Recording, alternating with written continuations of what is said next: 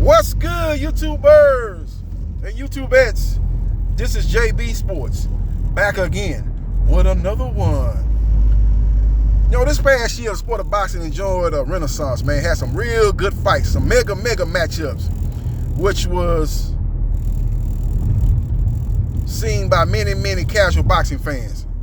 The number one fight of 2023 featured Gervonta Tank Davis versus Ryan Garcia. And that fight was for no belt, no title was on the line, but featured two of the biggest names in the sport of boxing. Now, many people consider Canelo Alvarez the face of boxing. He put on a huge event toward the end of 2023 when he took on undisputed junior middleweight champion Jermell Charlo. That fight did 650,000 pay-per-view buys, but it paled in comparison to the numbers that were produced by Gervonta Tank Davis versus Ryan Garcia, which did 1.2 million pay-per-view buys and did a higher gate than Canelo versus Jermell Charlo. Now, I said in several videos that Gervonta Tank Davis was the face of boxing. A lot of people push back on that and say, how you gonna put him as the face of boxing when Canelo Alvarez has showed you time and time again that he produces big numbers, big events, and he did nothing less than that this past year. With all that being said, again, his pay-per-view buys did 650K. Gervonta Tank Davis fight with Ryan Garcia did 1.2 million. So I'm just talking about 2023 as far as who is the face of boxing, who is the cash cow of the sport, and that belongs to Gervonta Tank Davis. Now, Gervonta Tank Davis' manager and advisor, Al Heyman, was basically looking for a new platform to provide his services to. As his relationship with Showtime came to an end, Showtime bigwigs decided to no longer participate or broadcast the sport of boxing. I think their whole sports department was wiped out. It wasn't just boxing, it was the whole sport department. A lot of people was writing the demise of the PBC and Al Heyman. A lot of people were writing the obituary for Al Heyman and the PBC, but Al Heyman was able to get a deal done with Amazon Prime. Amazon Prime, if it's not the biggest streaming platform here in the United States, is one of the biggest streaming platforms here in the United States. They recently, this past NFL season, had a Thursday night exclusive deal with the NFL to provide Thursday night football. So they are one of the big names when you talk about one of the big businesses, one of the highest revenue platforms on the internet. Make no mistake about it. And Al Heyman was able to secure a deal with Amazon Prime. Now, Al Heyman has close to 200 fighters. The deal he has with Amazon Prime is for 12 to 14 dates for 2024. So I think he's going to probably have to look for another deal on another platform, or he's going to have a lot of fighters that are going to be hella inactive, just like we've witnessed for the last several years with PBC when they were only basically on Showtime. And they had a couple of fights lined up with Fox, but for the most part, the last year plus, they've had only Showtime putting on their fights. So we will see what happens and we will see what transpires. But Al Heyman has finally secured a date with Amazon Prime. It's going to go down March 30th. It'll feature WBO junior middleweight champion Tszyu, who fights out of Australia. A huge backing out of Australia for Tszyu. He'll be taking on former unified welterweight champion Keith Thurman. Now, Keith Thurman has been fighting at 147 for a long time. He had one fight when he was first coming on the scene at 152. He took on Carlos Cortana. That was at a catch weight.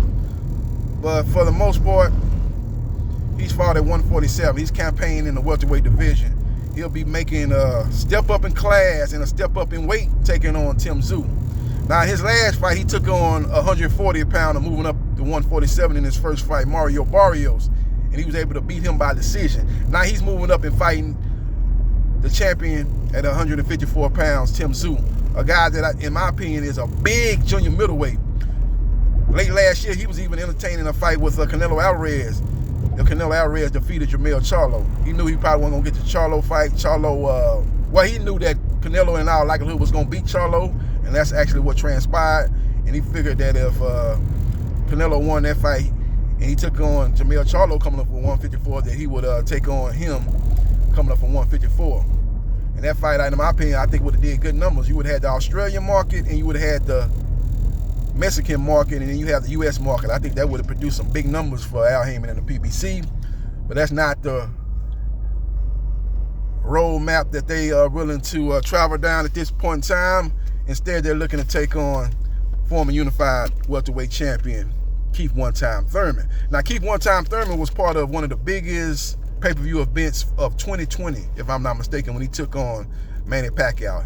Either 2020 or 2021, I can't remember, but that was the biggest boxing event of that particular year, as him and Manny Pacquiao did 600,000 pay-per-view buys. It did a great gate, and it was one of the best numbers that Manny Pacquiao produced toward the back nine of his career. He fought a lot of other fights that did not do those type of numbers. He took on Yordenis Ugas. Now, he was a late replacement for Keith Thurman.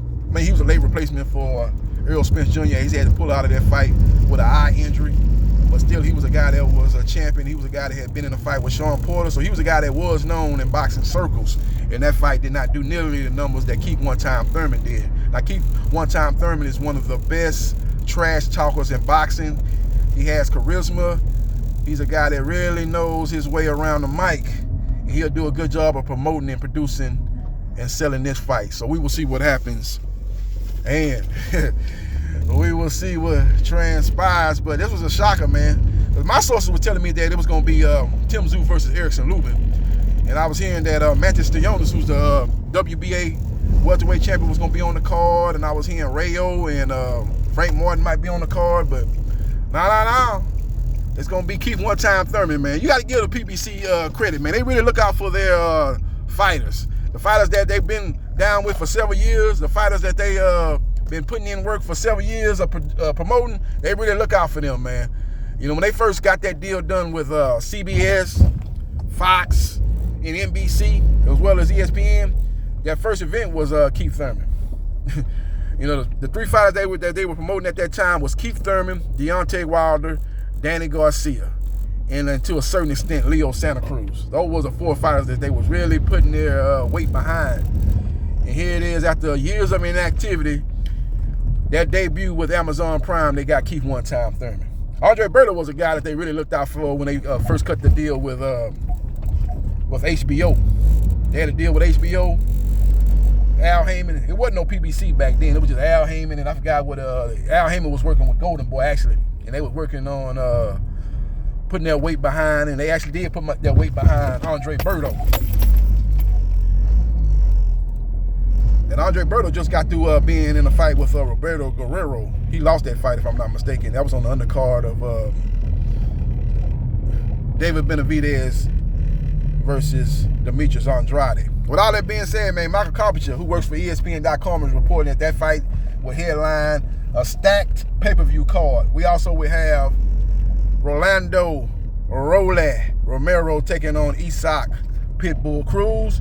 We're going to have Ezra Landry Lara, another guy that's been hella inactive, just like Keith One-Time Thurman. He'll be defending his WBA middleweight title versus Michael Zafara, another guy fighting out of Australia. So he's a fellow Australian. So you see what the PBC doing. They're trying to tap into that Australian market along with the U.S. market, and they believe their projections will be correct, and they'll do good numbers for this pay-per-view card. So we will see what happens, and we will see what transpires. Now, many people were speculating that Gervonta Tank Davis would headline the March 30th card, but Gervonta Tank Davis is currently under house arrest. I don't think he's finished with that. He still has an ankle bracelet on, so I don't think he'll be ready to maybe the early part of the summer for his first fight of 2024. So that fight's not gonna, his fight is not gonna happen on March 30th. Other people speculating that we will get the rematch between Terrence Crawford versus Errol Spence Jr.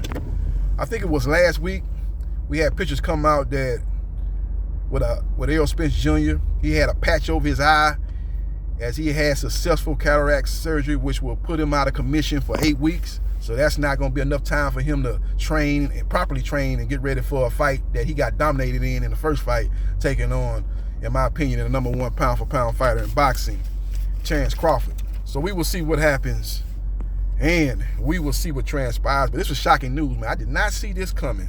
Keith Thurman, hella inactive, but a guy that has a name. This is going to be the biggest name on Tszyu's resume. Tszyu will be looking to win this fight, and then he'll be in a stronger position to take on the likes of Canelo Alvarez or Terrence Bud Crawford, or even a long-anticipated fight with unified junior middleweight champion Jermell Charlo. So we will see what happens, and we will see what transpires. I think another thing that probably stopped Gervonta Tank Davis from fighting on March 30th, which, him being under house arrest, got ankle bracelet on and all that type of things that he dealing with outside of the boxing ring. I think another thing, man, he recently converted over to Islam. I think his name is Wahid. That's his first name, Wahid. He's recently converted over to Islam. And I think the March 30th is in peak season of Ramadan. So, during Ramadan, I think you basically what you do is eat one meal a day or something like that. No water, or something like that. I've heard different people that practice that religion tell me what they do during that time period. So he was not going to be in no condition to fight March 30th. In any situation, man, with the house arrest, maybe he could have got a exemption with the judge, work related to maybe be able to train and fly out to Vegas. But again, with his religion, Islam, and that's peak season of Ramadan during that time period of March 30th, I don't think that fight was ever seriously discussed, him coming back on March 30th. So we will see what happens, and we will see what transpires. But very, very interesting, man. Keith Thurman, last fight took on 140 pounder at 147 pounds. Now he's jumping up to 154 and arguably taking on the top fighter in the junior middleweight division.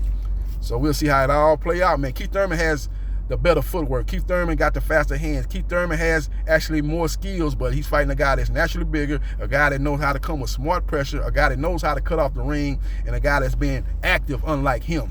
So I think early on, Keith probably would be doing good, but I think as the fight goes on and we get in the second half of the fight, I'm talking about round 7 through rounds 12, if it go that long, I think Tszyu takes over the fight. I think he slowly, methodically breaks down Keith Thurman and stops him in the championship rounds. That's just my early projection. I like to look at a little bit more of Keith Thurman sparring, Keith Thurman working out, if he puts that out on the internet in the lead up to this fight, and see if he hasn't lost anything, because he's been hella inactive. In his last fight, after coming off a long inactivity, he looked good, but you could tell the rust probably stopped him or prevented him from getting a stoppage over Mario Barrios. Him being out the ring again, fighting a better fighter and a bigger guy, it could be the recipe for disaster. So we will see what happens, and we will see what transpires. But interesting fight, man. A lot of people going to shit on this fight saying, man, I'd rather see Tszyu versus Terrence Crawford. Well, obviously, Tszyu wants to get a win over a named guy like Keith Thurman. Keith Thurman probably not going to ask for as much as Terrence Crawford, who's in a strong position after defeating Errol Spence Jr., one of the biggest names and #1 pound-for-pound fighter.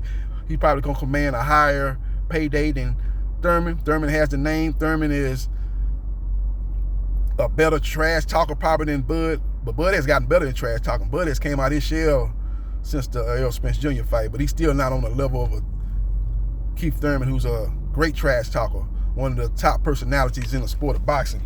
So we will see what happens, and we will see what transpires. Interesting developments in the sport of boxing. Straight, good card. I wouldn't say it's a great card, but a good card. I wouldn't put it up there with the card December 23rd, where it had all them heavyweights fighting. You had AJ and versus Wallin. You had Wilder versus Parker. You had Bivol on that card. You had Daniel Dubois versus Big Baby Miller. You had Flip Herkovich on that card. You had some good top names on that card. You had my boy that a lot of people say the boogeyman of the heavyweight division. He's with the PBC, the Cuban, who has the same trainer as Canelo Alvarez. His name escapes me right now. He was on that card. So they had a strong card from top to bottom. This card here is very, very good, but I can't put it on the level of that card December 23rd. It's a strong card, man. Again, let me repeat the full lineup. We got Ray Martinez, who opens up against Cordova. We have Alejandro Lara defending his WBA middleweight title versus Michael Zafara out of Australia. We have Rolando Rolly Romero, who was in a successful pay-per-view with Gervonta Tank Davis. He'll be maybe defending his 140-pound WBA title versus Isaac Pitbull Cruz. Now, he has a mandatory that he needs to fulfill with the WBA to take on Israel Barrosa, who defeated O'Hare Davis in a WBA final eliminator. So they're going to have to pay him some step-aside money, or maybe they're going to strip. Rolly don't care. He'd rather fight Isaac Pitbull Cruz, a more winnable fight for more money to take on Barrosa and defend his belt and possibly lose. You know, in the first fight, he got dropped. He was able to come back and get a controversial stoppage when he didn't land any significant punch, and the referee jumped in and stopped it. A lot of controversy about that decision. Now he's obligated to fight that same guy that gave him trouble in the first fight for probably less money. He might be willing to give up his WBA belt. The WBA might be willing to give him another voluntary because they want to be, participating in a fight of this magnitude, a pay-per-view fight, the first event put on with the PBC and Amazon Prime. Maybe they want to be a part of it. Maybe they let him make it and give him a voluntary offense. We will see what happens, and we will see what transpires. Follow me on Facebook, Gerard Briscoe. Like, share, and subscribe to JB Sports, the man, the myth, the legend. Before I holler, another top PBC fighter will be on that card too. Sebastian Fundora. He'll be on that card too. He's going to be taking on the guy, I can't even pronounce his name, man, but he's a guy that's held in high regard to the hardcore boxing fans. It's a fight that many people consider a 50-50 fight. I can't pronounce this guy's name, man. I think he's an Eastern European fighter. You know, those guys from that area, from that neck of the woods, are always very, very serious about their training, very focused, very consistent in their style of fighting. So you got to beat them. You got to out-athleticism them. You got to be consistent in your style. You've got to have power. You've got to be able to give them different looks, give them different angles, because you know they're coming methodically and they're coming consistently. And if you ain't consistent in your style, you will have trouble with those style of fighters. So that's going to be a very interesting fight for Sebastian Fundora as he's taking on Halakaka, whatever his name is. His last name with an H. And it should be a very, very interesting matchup. A strong card, but still pales in comparison to that December 23rd all heavyweight card that we saw December 23rd down there in Saudi Arabia.